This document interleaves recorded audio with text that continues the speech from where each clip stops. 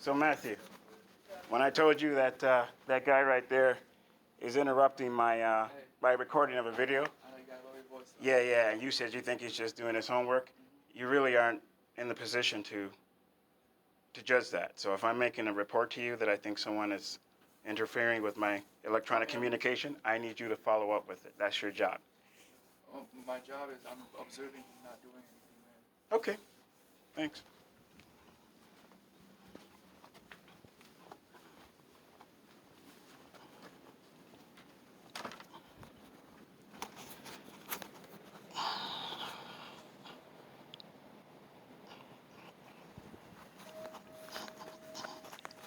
All right.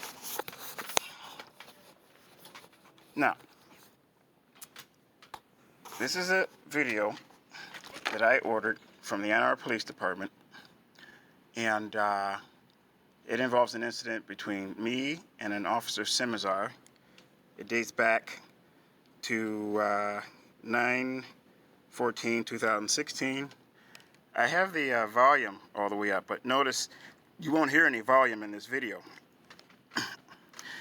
Now, normally, when a police officer gets out of his vehicle and has interaction with a member of the public, they have a microphone that records the incident sound outside of the vehicle. But for some reason, I've been given a DVD from the Ann Arbor Police Department that does not have any sound. So you can't hear the threats against my life that this Officer Simazar made to me, all over riding my bike on what he considered to be the wrong side of the street at 3-something in the morning, going home after leaving the law library of the Ann Arbor University of Michigan. And he also said in court that he called an ambulance for me when I requested him to do so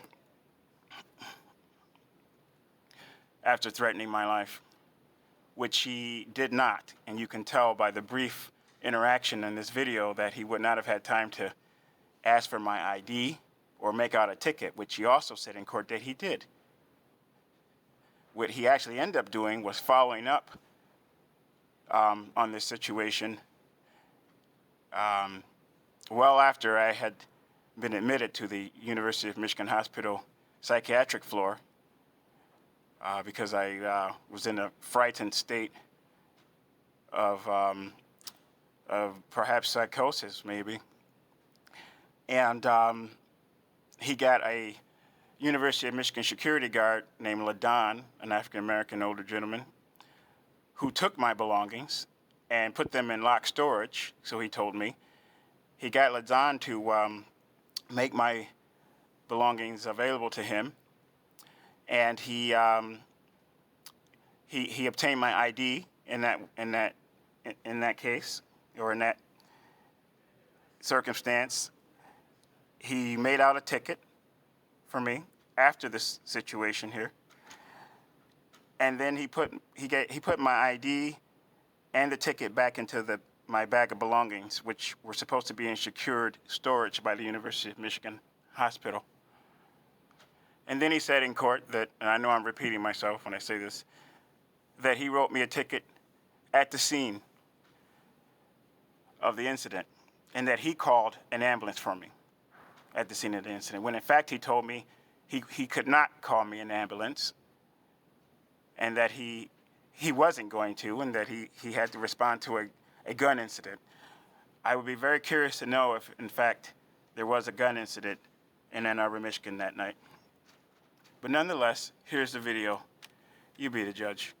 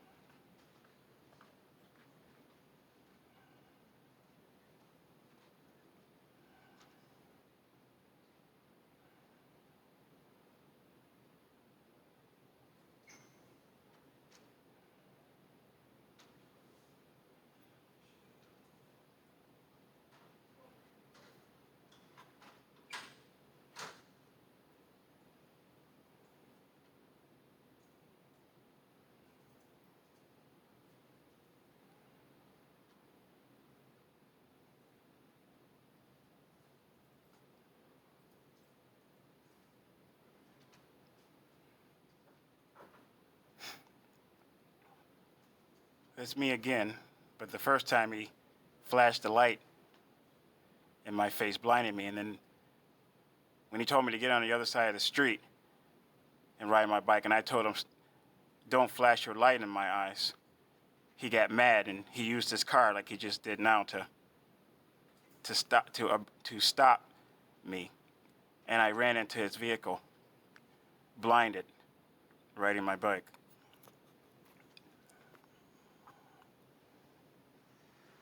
Notice how long this stop takes.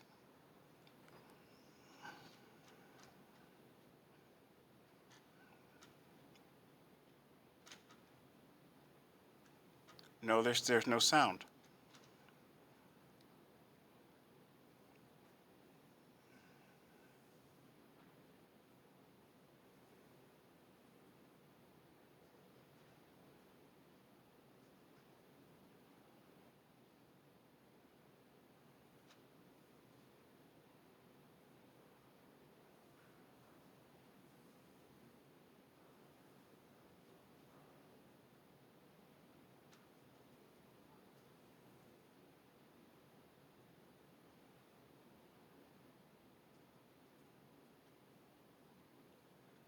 There. Does that seem like enough time to get someone's ID, to run it in the lien system, and then issue a ticket and call the ambulance?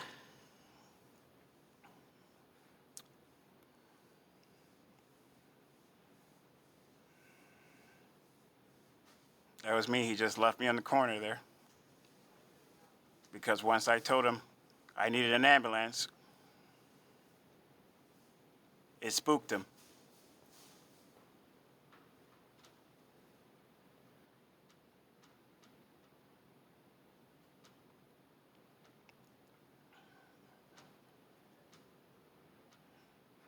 And that's the truth. But he said in court that he did everything that didn't happen in that video. Now,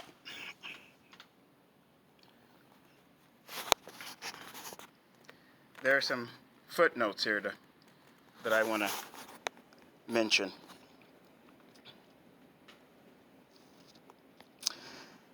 Right before making this last video, and right before Matt came upstairs, like within a minute of Matt coming upstairs, the guy that you saw sitting so falsely innocent at that table over there with crutches, he actually turned the camera, my camcorder off on my tablet twice. The second time, he made my tablet reboot completely in order to get the video, I guess, to stop recording or maybe delete, not realizing that my tablet has an automatic stop and save function for the camcorder right before it cuts off.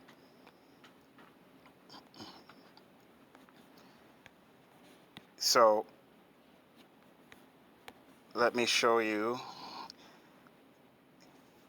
Okay, so I deleted them right. I deleted them right before I made this video.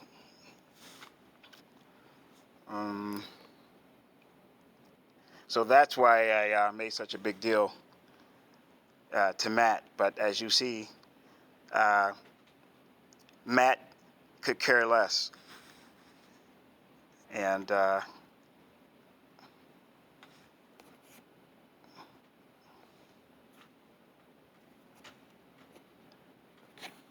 regardless of whatever case I presented or to him,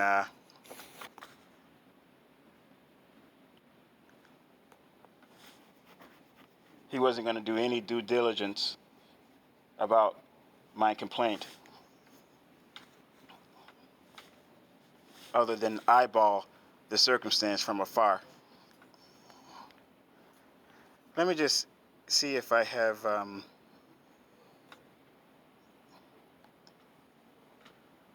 the videos that I threw away or deleted in the trash. Sometimes they don't. Not yet. Okay. Oh well. I like proof, but I got rid of that proof, so believe me or not, but I got bigger fish to fry than to lie on someone.